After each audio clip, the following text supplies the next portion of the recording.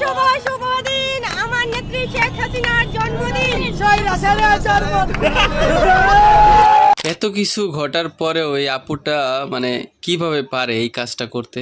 তার মানে নেত্রীর জন্য তার এত ভালোবাসা, মানে এত শ্রদ্ধা, এত ভক্তি। আপনি বাসায় বসে কেক কাটেন, আপনার কেন শাহবাগে যাইয়া, আপনার এই টিএসসিতে যাইয়া, এখানে যাইয়া আপনার কেক কাটতে হইব, মানুষের দেখাইতে হইব, ইয়া করতে হইব? আপনার মন চাইতেছে আপনি বাসায় বসে কাটেন, ওইটা ভিডিও করেন, ওইটা ভিডিও করে আপনি ফেসবুকে ছাড়েন। ওইভাবে আপনি তারা জানান দেন যে আপনি তার জন্য পাগল, আপনি তার জন্য মানে অনেক দুঃখ প্রকাশ করতেছেন। এখন এটা আপনি রাস্তার ভিতরে আইসা কেক কাটা শুরু করছেন, পোলাপানে তো আপনার ধরবই।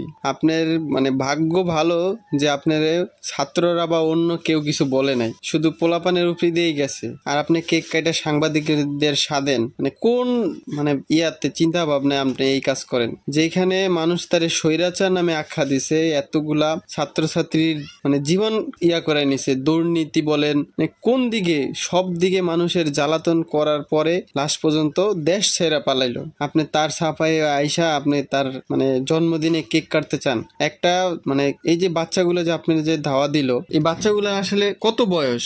ওরা কিন্তু খুব কম বয়সের ছেলে পেলে। ওরাও বুঝে যে কোনটার জন্য আমাদের কাকে ভালোবাসতে হইব আর কাকে ভালোবাসতে হইব না। আর আপনি এত মানে বড় একটা মানুষ হইয়া আপনি এটা বুঝলেন না যে আপনি কার জন্য কেক কাটতে আসছেন। আমি তো বলবো আপনি এটা যাই না শুনে তাকে অপমান করার জন্য আরো আসছেন। অপমান যেহেতু করতে মন চায় আপনি বাসায় বৈশা করেন। আর সাংবাদিকরা যা করতেছে, মানে কতগুলা ক্যামেরা নিয়ে আইসায় মানে এমন ভাবে ভিডিও করতেছে, মনে হইতেছে যে উনি কত বড় মাপের একজন রাজনীতিবিদ, যে এই জিনিসটারে মানে প্রচার করার জন্য অস্থির হয়ে গেছে। তো এটা আশা তো এরকমটা তাদের কাছ থেকে আমরা কখনোই আশা করি না। যেহেতু স্বাধীন দেশ, যে যার মতন করতেই পারে, যে যার মতন আবার বিপরীতটাও করতে পারে। তো আরেকটা জিনিস দেখলাম যে মেয়েটা লাস্টে বাচ্চাদের মানে এক প্রকার হয়রানির শিকার হওয়ার পরে, মানে নিজের হয়তো ভুলটা বুঝতে পারছে কিনা জানি না, হওয়ার পরে এখন রিস্কা চইলা মানে পালাই যেতে লইছে এক কথায়। কিন্তু তখন কি করলো, রিস্কালা মামা তাকে রিস্কা থেকে নামাই দিল। তাহলে বোঝেন আপু আপনি যে কার সাপোর্ট নিয়ে আপনি তার জন্মদিন পালন করতে আসছেন, ইয়া করতে আসছেন।